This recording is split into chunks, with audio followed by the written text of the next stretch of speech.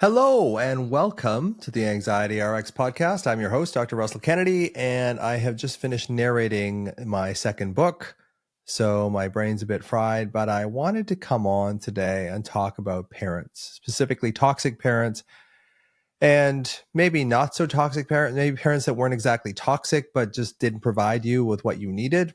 That's another big category of people that struggle with anxiety and depression and alarm. And I like to say that parents, you always hear this thing about parents did the best they could, and kind of, yeah.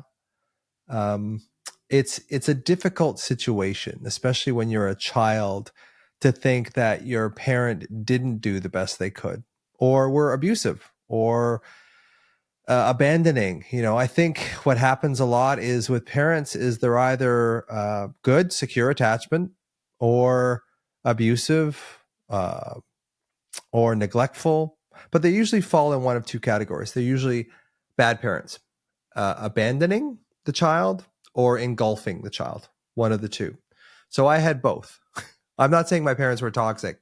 I don't think they were. I think that they had their issues for sure, because I think parents are people too, and they have their issues from their own childhoods, and they bring that into their parenting. You parent the way you were parented, a lot of us, unless you're very aware and you see that those things you were doing created a lot of problems for your kids, and looked into yourself and said, hey, what am I doing wrong? But in my parents' generation, there really wasn't a whole lot of looking into yourself, seeing, what could I be doing wrong with my kids? Basically, I think we just parent the way we were parented. And if you had toxic or bad parents, chances are you were going to become probably a bad parent yourself. So I hear many, many, many stories from my patients, clients, whatever you want to call them, about parents that were bad, horrendous sometimes. And I always remind the people, my clients and my patients, is that they were horrendous most likely because they had horrendous childhoods themselves. Now, that doesn't excuse it. It doesn't sort of let them off the hook in a way, because it is your responsibility as a human being when you have a child to look after that child to the best of your ability. But sometimes the horrendous parents had horrendous parents who also had horrendous parents, and it just follows down the line. So it's hard to blame. And I find people that blame their parents never really heal from anxiety, because it's a victim stance to blame your parents. Now, I'm not saying there isn't a whole lot of horrendous parents out there, which there are. But I think when you blame a parent, you separate from kind of part of who you are. And that creates a certain amount of alarm in your system, or doesn't allow you to heal from alarm, or keeps you in this victim mentality. My parent did this, that's why I am the way that I am, which is a fair argument. I think that there are some people who had such bad parents that they are mentally, physically ill because of those horrendous parents. But again, I usually remind people that those horrendous parents usually had horrendous parents themselves, and it just gets passed on through the line. Often what I'll tell people is that it's very difficult to lead a healthy life if you're separated from your parents, which doesn't mean you have to have anything really to do with them. I'm reminded by my friend Mark Willin, his book, It Didn't Start With You, brilliant book on intergenerational trauma, how trauma is handed down from generation to generation to generation, and how we can kind of see our parents as sort of spirit energy. This is more my influence than Mark Willin's, but as we can see them as kind of spirit energy, they're kind of this wave, this particle. I'm kind of going into stream of consciousness stuff here, because parents are such a huge issue for my people with anxiety, and just seeing them as something that gave you existence, for one, that gave you, in a way, a purpose. I mean, I know that was the case with me. My father being so severely mentally ill really gave me a purpose, one, to become a doctor, and then two, to help other people with the anxiety that was created by my father's mental illness. I don't know if that made sense, but my father was bipolar and schizophrenic. So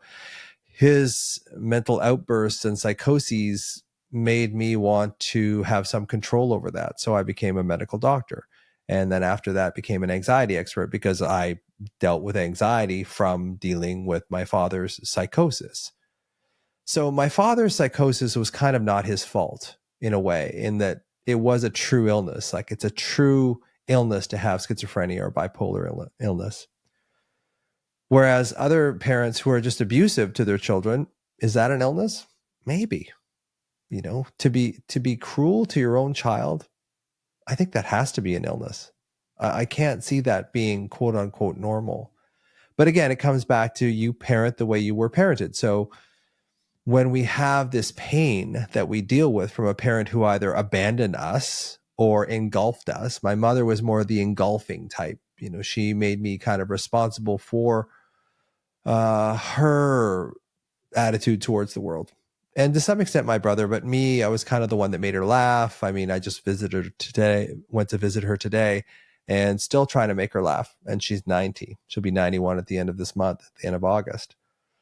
I still see that as my role, as making her laugh, as making her feel better about her circumstances, being kind of handcuffed to this man who was never abusive or violent in my father, but was very selfish on many levels, very unreliable, would go into these horrendous depressions or these manic episodes where he'd be up for 3 or 4 days.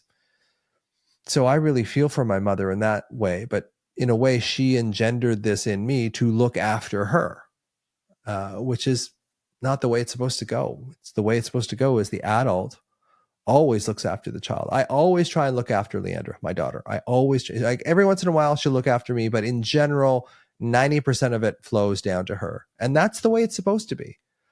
It's not supposed to be. We're not supposed to be looking after our parents when we're 12, 13, 14, or 5 or 6 years old. We're not supposed to be looking after them. They are supposed to be looking after us. That's the unwritten contract in the world, is they are supposed to look after us, and then we look after our kids. That's just how it's supposed to go. But with all the trauma in the world, it doesn't often go that way. It goes in a different way where we are responsible. Either you have an abandoning parent, which I kind of see my father as the abandoning one, where he would go and often do his own thing. He'd be manic or depressed or whatever and sort of abandon me. And my mother being more the engulfing one, the one that sort of required me to kind of look after her. Now, I'm making this sound a lot more intense than what it really is. But I think a lot of us can relate to this, having a parent who either abandons us or engulfs us. The helicopter parent that won't let their kids play on the swing because they might fall off, or the parent who just says, permissive parent, like, whatever you want to do, man, just go ahead and do it. I remember my Aunt Maxine, she used to say she was a heavy smoker. And there was a bunch of us kids at her place. And she'd like, yeah, whatever turns you on, kid, died of lung cancer. But, that's an aside. But I guess I'm talking about, what kind of parent did you have? Did you have to look after them? Did you feel like they looked after you? Is I guess what I'm saying. Because when you have a parent who expresses an interest in knowing and caring for you, you develop an interest in knowing and caring for yourself. When you have a parent or parents that need to have their needs met by the child, you never really get to know who you are, because you're always trying to fill this gap in for your parent. You're always trying to be something for them. And we become this reactive self. We become people pleasers, or we become enraged because we never had a chance to have our own needs met. And then when you see what you didn't get as a child, it's tremendously painful to see what you should have got and didn't. I have this acronym in my book called SHOULD. See your child, hear your child, be open to your child. That's the O. Understand them, love them, and defend them. A lot of us didn't get seen, heard, opened to, understood, loved, or defended. We were just expected to do what we do and either look after ourselves on our own, or worse, look after the parent. And that's not the way it's supposed to work. So when you don't get that level of secure attachment, you start getting disorganized attachment, or avoidant attachment, or anxious attachment.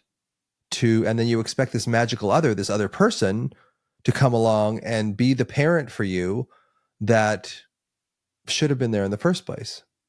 And I see a lot of people who are anxious believe, maybe unconsciously, that some magical other, some relationship, other person is going to come along and save them. But I'm here to tell you that no one's coming to save you. It's up to you to save you. It's up to you to sort of, as cliche as it sounds, become that parent for yourself. Find that alarm in your body, which is your inner child, which is the part of you that was hurt, and nurture them. Be the parent now that they so badly needed back then. And I know this sounds cliche. I know it sounds overdone, love your inner child, all that kind of stuff. But really, that's what it comes down to. And a lot of what I talk about in the book, maybe not a lot, but a fair amount of what I talk about in the book, is finding this alarm in your body, finding this, what you call anxiety of your mind, is actually a state of alarm in your body, and finding it. Where is it? For me, it's in my solar plexus. For some people, it's in their throat. Some people, it's in their belly. Find it, because that is an effigy of your younger self.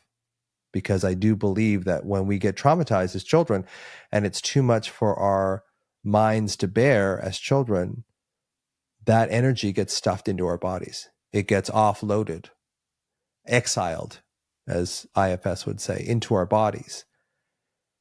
And that energy stays with us for the rest of our lives, unless we choose to go back and find that inner child, find that younger version of ourselves, find that alarm, and bring it up to the surface so we can feel it, acclimatize to it, show that child that they are loved and accepted. Stop abandoning them, stop engulfing them, stop expecting the child in you to meet all your needs.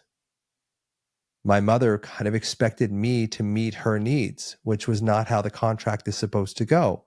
So I didn't have a sense of who I was. I didn't have a sense of my authentic self, because I was always trying to play a role. I was a reactive self.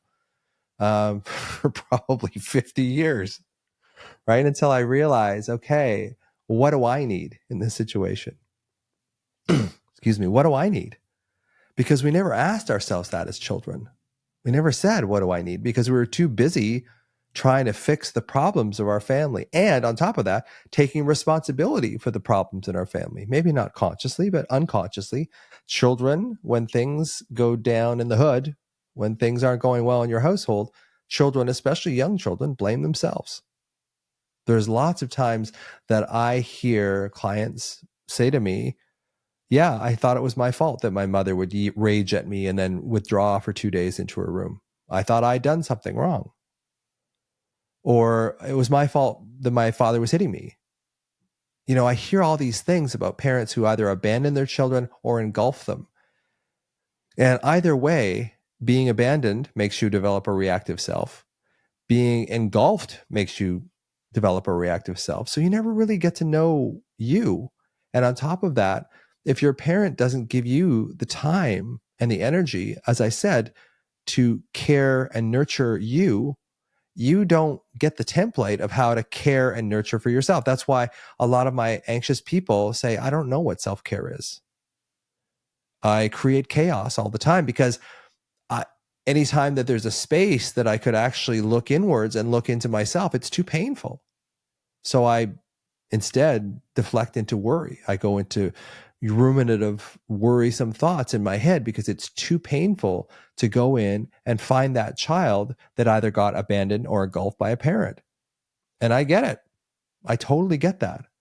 But as we continue to do that, we're in victim mentality, and victims never heal. Victims just don't resolve their anxiety or alarm, because the victim mentality is self-perpetuating.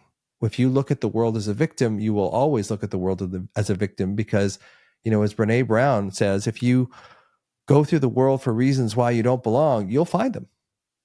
We're pretty intelligent. That's one of the things about anxious people that I notice, is that they're usually pretty smart. I mean, you've been going to the brain gym, you've been ruminating on, you've been using your brain, using your thoughts so long that you're so good at it that you lose that ability to sort of get into your body. And you don't want to get into your body, because that's where the alarm is. So the adult in us doesn't want to go back and visit the child because the child holds all their pain, and the child resents the adult in us because saying, I'm creating all this alarm to get your attention, yet you keep ignoring me. You go into what I call MAD. So medications, addictions, distractions, dissociation. This is what we do when we feel alarmed, when we feel separate from other people. Because in many ways, if you had parents that were difficult, you never really learned what a connected relationship is supposed to feel like because your boundaries were already violated.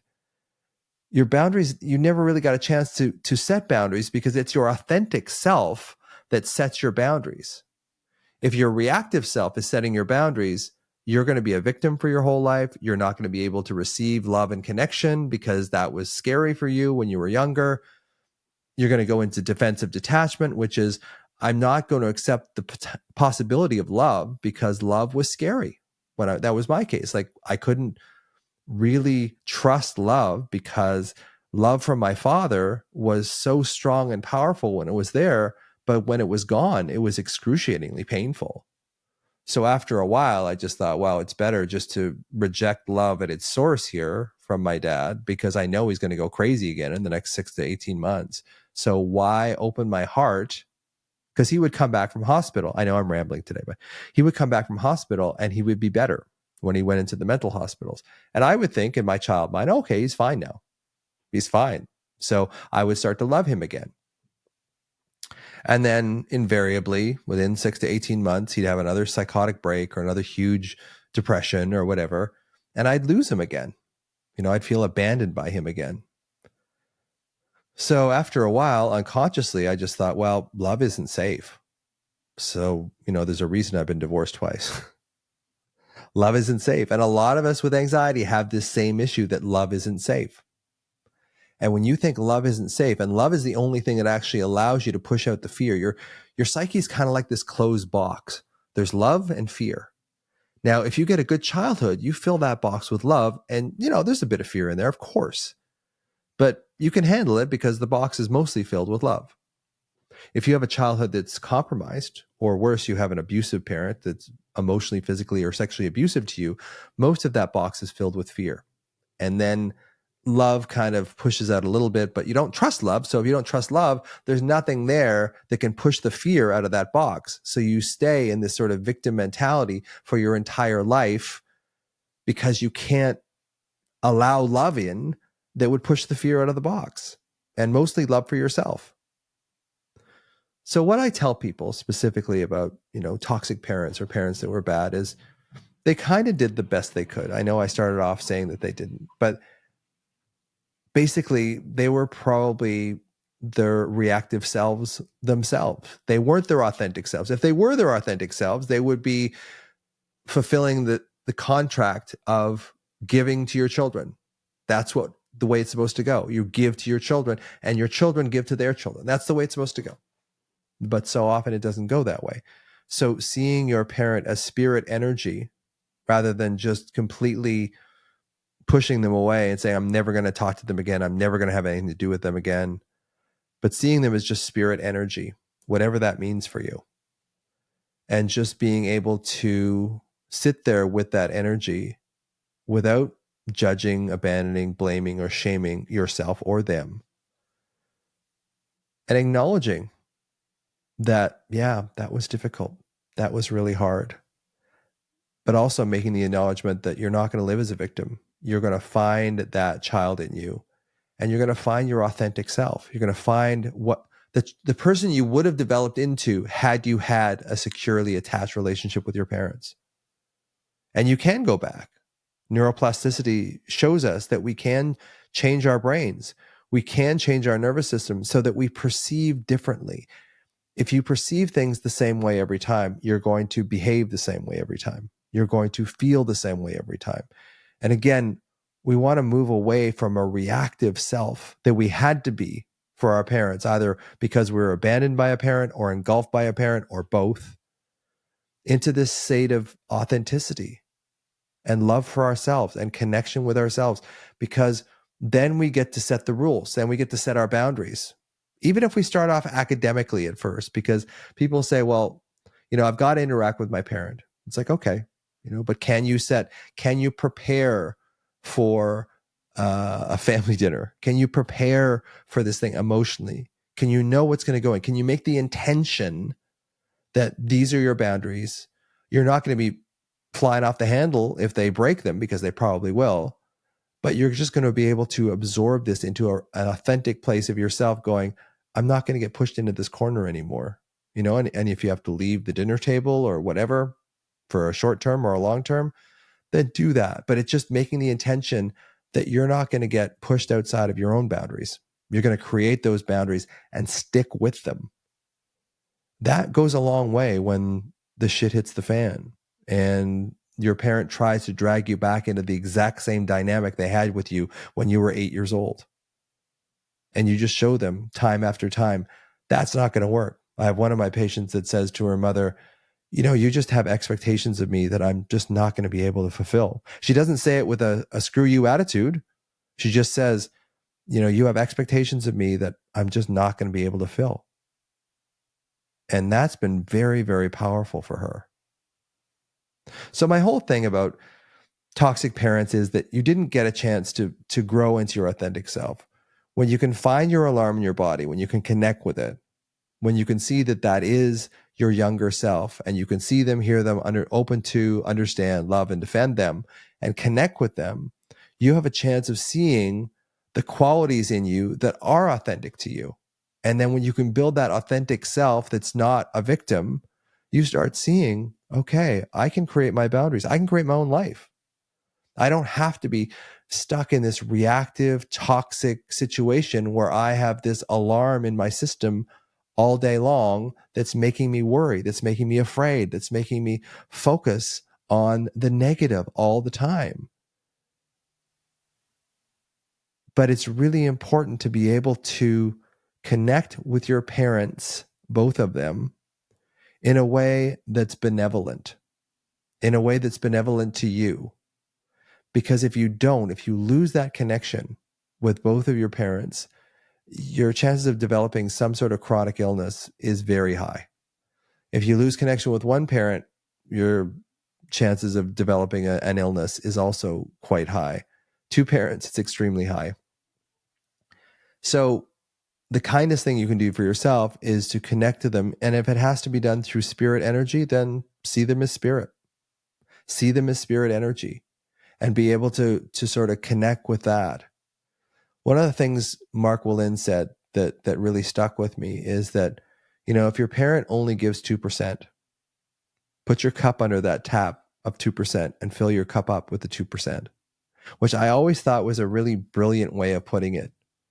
And the other thing he said was, take their love as they give it, not as you expect it. And I think those two things are really helpful in understanding how to deal with parents who didn't do the job that they were supposed to, and how you can now do the job that they were supposed to. And that's it for this week. Thanks. We'll see you next time.